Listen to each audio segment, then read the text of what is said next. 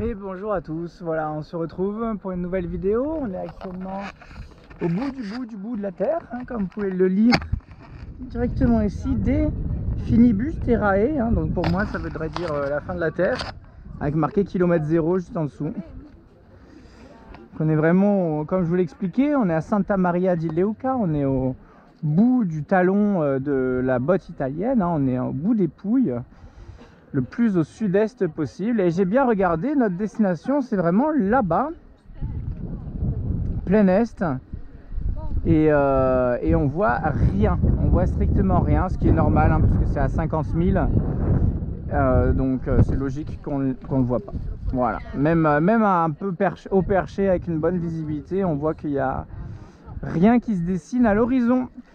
Voilà, bah écoutez, on part de cet endroit, hop, on va aller se faire une petite balade avec ce somptueux phare qui nous a guidés tout le long.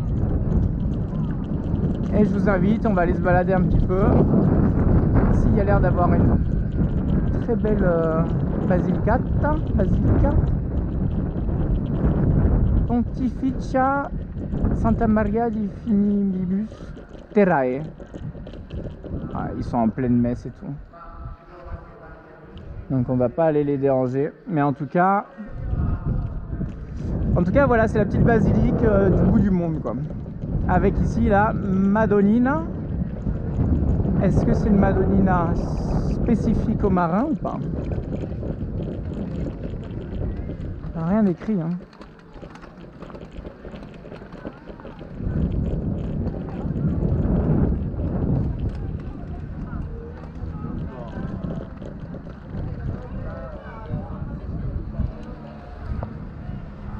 Avec une magnifique colonne corinthienne là. Et la Madonnina juste en haut. Voilà, bon écoutez, on est parti. Je vais vous montrer un petit peu de la ville, de là où on est quand même, que vous puissiez voir un peu des Pouilles. Alors évidemment, il y a bien plus représentatif que Santa Maria di Leuca. Les Pouilles, c'est aussi connu pour les Trulli, les maisons Trulli, etc. qu'on peut trouver un peu plus dans le centre des terres. Je vais laisser passer.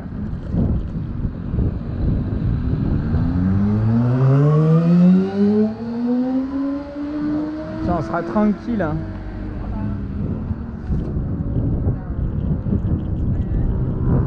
Voilà, donc actuellement on a fini ce qu'on appelle le Salento en Italie.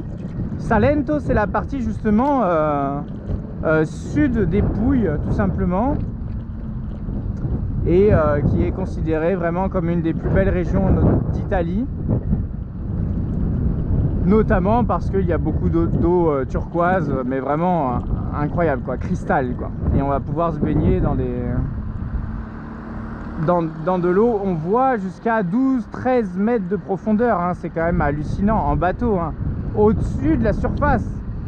Donc j'imagine que si on met un masque et qu'on met la tête dans l'eau à la surface, on doit voir encore bien plus que cela. Hop. Allez, on est parti. Désolé s'il y a un peu de vent, un peu de vibration. Il n'y en a pas pour long, la ville est juste là.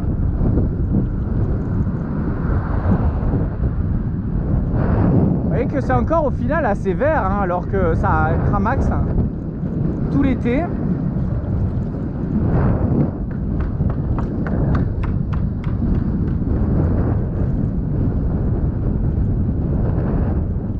J'ai fait tellement de belles petites villes, tellement de beaux petits villages, il y avait tellement de choses à raconter. Mais je préfère vous en parler directement pendant la vidéo. Oh là, mais on est à 36 km/h, what the fuck. 37. Oh, 38. Oh, il y a un stop.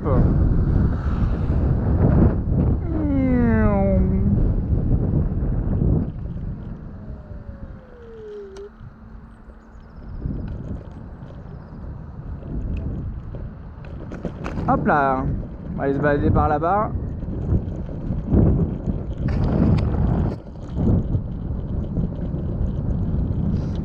Du coup, il y a quand même pas mal d'émotions, hein. Forcément, là, les dernières navigations se sont passées à merveille. On a pu manger des choses délicieuses, on a pu rencontrer des gens vraiment, vraiment délicieux, tout autant délicieux que leur bouffe. Et ça fait chaud au cœur, ça fait chaud au cœur. Je sais vraiment que si jamais, pour une raison qui m'est inconnue, si vraiment, vraiment, je me sens pas bien en Grèce, ah, je sais que je reviendrai en Calabre directement, quoi. C'est vraiment l'endroit parfait, hein. Il y a tout qui va bien. La bouffe est incroyable, la vie est pas très chère, les gens sont d'une douceur incroyable, ils ont des vies saines, ils ont à cœur de faire des belles rencontres, de discuter avec les gens, etc. Je me suis jamais fait autant arrêter dans... Pas moi directement, hein, ça aurait pu être moi ou n'importe qui, hein. Regardez comme c'est beau ici. Je me suis dit, est-ce qu'on le fait avec les escaliers ou est-ce qu'on le fait avec la trotte?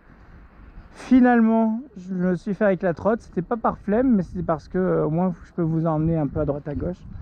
Mais c'est vrai que cet escalier est particulièrement joli.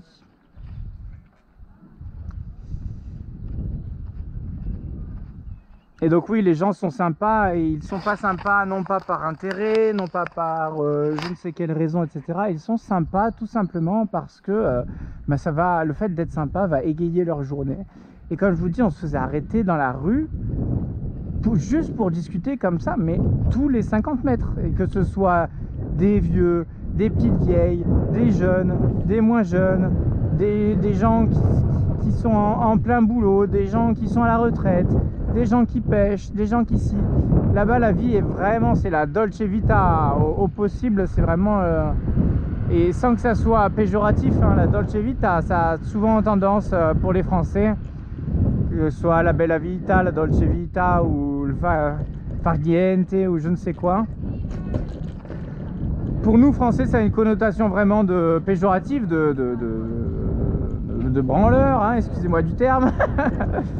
Alors qu'en vrai, c'est vraiment un art de vivre. Et avant le fait de se la couler douce, il y a plein d'autres choses à faire pour pouvoir se dire Dolce Vita, hein.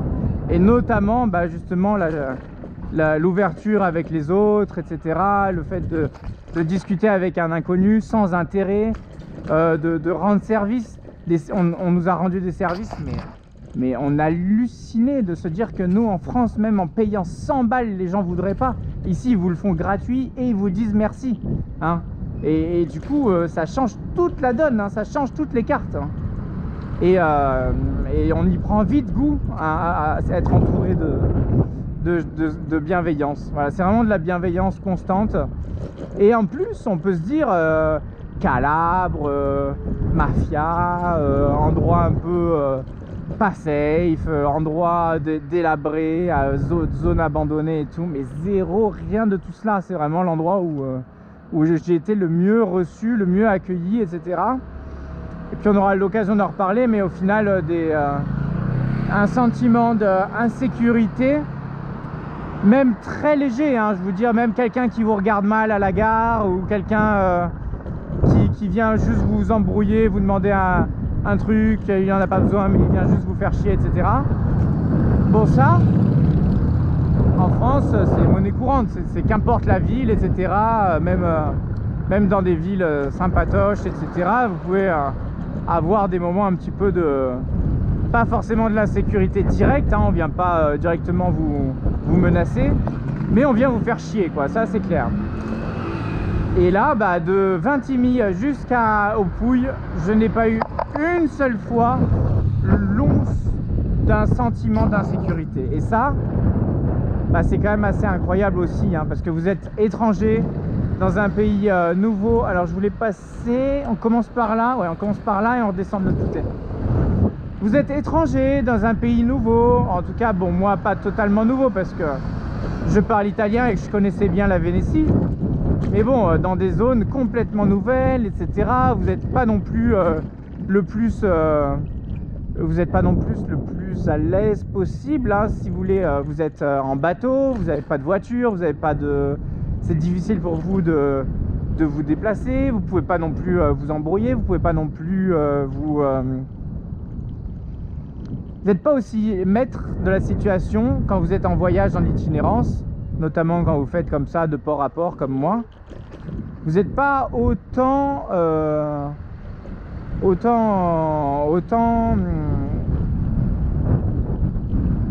où est-ce que je voulais en venir? Vous n'êtes pas autant tranquille, serein d'esprit que quand vous êtes dans votre propre pays et que vous vous baladez, etc. Ou que là, si on commence à vous arnaquer, bon, bah, vous pouvez vous dire non, je suis pas d'accord, etc. Là, ci, là, ça, etc. Quand vous êtes dans un autre pays et qu'on cherche à vous emboucaner, à vous arnaquer, ça peut arriver. Il y a des pays qui sont les pros pour ça et d'autres qui sont plus chill. Bah, ici, vous verrez qu'à aucun moment on a cherché à utiliser le fait que je maîtrise pas forcément parfaitement la langue ou le dialecte, parce que c'est pareil, vous avez beau savoir parler italien, quand on vous parle dialecte et que vous répondez désolé j'ai pas bien compris et qu'on vous répond en dialecte sans rien changer, etc. Il y a très peu de gens qui feront l'effort de parler un bon italien clair. Ça peut arriver, mais la plupart du temps ils parlent leur langue, ils parlent leur italien à eux, donc c'est-à-dire leur dialecte, et ça peut être aussi des fois très compliqué. Et certaines personnes pourraient clairement en profiter, quoi, clairement. Et là, ils le font pas. Et c'est vrai que d'avoir parcouru un pays entier pendant 2 ans, ça fait à peu près 1 ou 2 ans qu'on est en Italie, et de se dire qu'à aucun moment on a eu une once d'embrouille, d'arnaque, de ci, etc. Bah franchement, c'est aussi agréable. C'est un gros plus pour le pays. Je pense qu'ils peuvent être fiers d'eux, les Italiens, par rapport à ça. J'espère que le sentiment sera le même en Grèce. Il avait été le même en Espagne, étrangement. Bon, en Espagne, j'étais pas allé chercher non plus la merde, entre guillemets, dans des grandes villes, dans des quartiers reculés, etc. Mais que ce soit le Portugal ou l'Espagne, j'avais fait pareil, le tour entier de la péninsule, du pays entier, et sans avoir une once de sentiment, de pas se sentir bien, de pas se sentir à l'aise, de pas se sentir chez soi, etc. quoi. Donc à croire que c'est vraiment spécifique en France, quoi. Même avec les Français. Voilà, bah écoutez, regardez un petit peu l'entrée du port. On va y aller directement, je pense. Donc là, on a un joli lungomare qu'on voit pas très bien parce que on est en plein jour. Mais là, tout là, vous avez des petites ampoules qui sont petites, qui sont mignonnes et qui font tout le bord de mer, etc. Donc c'est assez sympathique. J'ai pas pu vous montrer tout à l'heure, on parlait, mais dans la rue parallèle, là, il y avait quand même pas mal de belles baraques. Ici, c'est un peu particulier.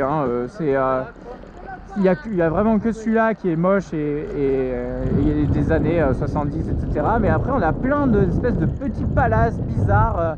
Il n'y en a pas un qui ressemble au précédent.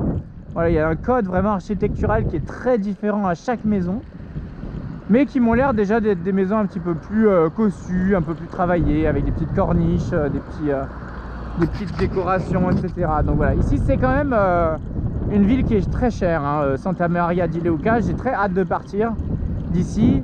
Je m'attendais à ce que ce soit beaucoup plus tranquille. On aura l'occasion d'en reparler durant la vidéo sur le résumé de l'Italie. Mais c'est vrai que dès que vous arrivez dans les Pouilles, les problèmes recommencent, Ça, j'aurai le temps de vous en reparler en long, en large, en travers. Mais c'est vrai qu'il y a 3 grandes principales régions par rapport au chemin que j'ai fait. De l'autre côté, j'ai pas fait en Adriatique. Mais c'est vrai que la région de la Toscane, la région de la Campanie et la région des Pouilles, ce sont 3 régions ultra touristiques, ultra prisées du monde entier et du coup ultra chères. Voilà, vous pouvez avoir vraiment les prix qui triplent par rapport à d'autres endroits en Italie, beaucoup plus tranquilles et tout aussi beaux pour le coup. Voilà, donc il ne faut pas hésiter à vous renseigner. Et c'est vrai que, comme souvent, et je pense que ça sera le cas en Grèce aussi, quand on va aller à Athènes, quand on va aller à Mykonos, quand on va aller à je ne sais quoi, si on va à des trucs genre Santorin, etc. Forcément, Corfou, ça va être tout forcément pris d'assaut et surtout très cher, parce qu'un endroit très prisé par le tourisme international. On parle même pas des pays frontaliers. Et du coup, il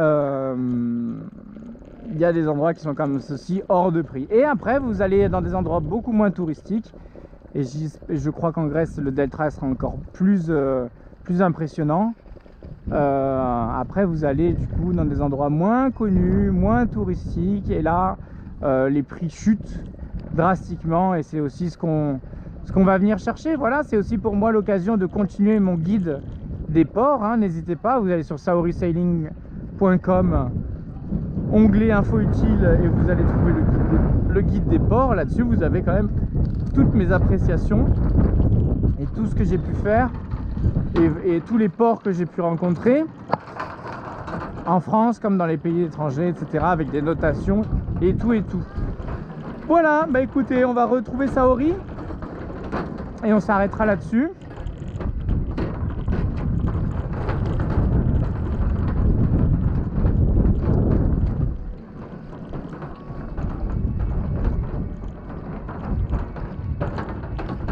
Voilà, que dire d'autre? Bah écoutez, j'ai hâte justement de finaliser cette dernière navigation qui nous fera partir d'Italie, arriver en Grèce. J'ai hâte de parler grec. J'ai recommencé un petit peu à mes petites notions de grec, etc. au téléphone, c'était très agréable. Donc j'ai vraiment hâte de les rencontrer. J'en garde d'excellents souvenirs, des souvenirs que je n'ai pu faire que à terre, hein. Quand j'étais allé avec des amis en avion, etc. classique. Là on y arrive en bateau, voilà, hein, ça fait quand même depuis Gibraltar qu'on y pense, hein, voire même depuis Arcachon. Donc ça commence à faire. Et là ça va être un petit peu l'accomplissement de tout ça. On va prendre notre temps pour aller jusqu'à Athènes, hein. De toute façon il y a beaucoup de choses à voir sur la route. Donc ça promet quand même encore beaucoup de vidéos et de belles choses. Voilà, bon, je voulais vous montrer, mais bon là le problème c'est qu'on a un peu un gros nuage pile au mauvais moment. Voilà ma belle Saori, ma princesse, sachant que en plus de ça, j'ai eu la chance d'avoir l'occasion de me baigner avec Saori gentiment à la dérive, etc. Et j'ai pu nettoyer toute la coque, 100% du dessous des œuvres vives. Et donc il reste sur la ligne de flottaison tout ce qui est coquillage, etc. Mais par contre, toute la mousse, 100% de la mousse et 100% des algues sont partis. Et la peinture est nickel en dessous. Donc c'est une très bonne chose, ça va me permettre de garder l'anti-fouling au moins jusqu'à le début de saison prochaine. Facile, donc encore au moins 6 mois. Et si ce n'est plus, hein, parce que la peinture est vraiment finalement nickel en dessous. Et je suis très content du travail effectué précédemment. Voilà, regardez mon olivier. Ça fait longtemps que vous ne l'avez pas vu. Regardez comme il est beau. Il a même fait 3 grosses olives. Donc c'était vraiment le succès parfait, total. Le jasmin, alors celui-là, il continue à courir, etc. Il se porte plutôt bien au niveau du nombre de feuilles. Mais les feuilles ont roussi. Je ne sais pas dû à quoi. Et ici, lui, il est un peu dans le mal, hein. Il est un peu dans le mal. Il a beaucoup moins de feuilles, etc. Mais bon, principal, là, toute mon attention est focalisée sur cet olivier. Il faut qu'il arrive à Athènes tranquillement. Il a encore un petit bout de chemin à faire. Il a survécu à un hiver et un été pour l'instant. Donc bravo à lui. Voilà, on le félicite. Et bravo à ma belle Saori. Regardez comme elle est belle. Et voyez un petit peu ce que je voulais vous montrer. Regardez. Voilà, ça c'est les pouilles, hein. Les pouilles, la calabre aussi, c'était pareil, hein. C'est vraiment impressionnant de voir. À chaque fois, on voit l'ombre du bateau au fond de l'eau. Même quand on navigue, on voit, comme je vous dis, le fond marin alors qu'il y a 12 mètres de profondeur, etc. En Atlantique, encore une fois, vous vous baignez à la surface, vous voyez pas vos pieds ni vos mains, hein, si vous tendez les bras. Si vous avez 1 mètre de visibilité, c'est déjà bien, quoi. Là, on a 13 mètres de visibilité depuis l'extérieur, hein. J'imagine, j'ai pas encore testé avec un... Enfin, je me suis baigné, mais j'ai pas eu encore les conditions parfaites pour voir comment en Corse, où là, vous voyez sous l'eau à 50 mètres en face de vous, que ça n'a aucun sens. Vous avez l'impression d'être dans une piscine. Bah là, c'est un petit peu la même chose, hein. Regardez l'état du port, quoi. On voit les pandilles qui courent au fond, etc. Voilà, bah sur ce, je vous laisse avec ce beau rayon de soleil. On était tout là-haut, au bout du bout, en haut du phare, enfin au pied du phare, pardon. Et voilà, et donc la prochaine vidéo, je vous invite à la regarder. Ça va être un petit live avec cette fois-ci le support PC. Comme ça, je pourrais vous montrer les photos, les navigations. On va parler peut-être un peu de carto, on va parler un peu de... Voilà, ça ne sera pas juste un reportage, un album photo. Je pense que c'est complètement inintéressant. Même si j'ai des images que je n'ai pas pu vous partager à la GoPro parce que, étant avec du monde à bord, je ne les ai pas capturées. J'ai des images qu'il faut absolument que je vous partage, quoi. Ce serait trop dommage de ne pas vous partager de telles beautés si jamais que ça vous donne l'envie en tout cas, ou pour ceux qui sont passés, qui projettent d'aller en Italie, bah, pour vous donner les bons endroits où aller, etc. Voir les endroits aussi où ne pas aller, même s'ils sont peu nombreux. Mais il y en a quelques-uns. Voilà.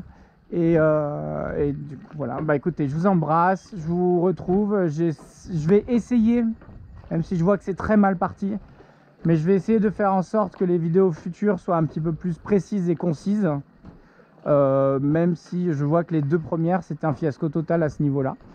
Mais je suis content, j'avais envie de vous revoir, j'avais envie de vous parler, j'avais envie de profiter un petit peu de ces belles lumières, etc.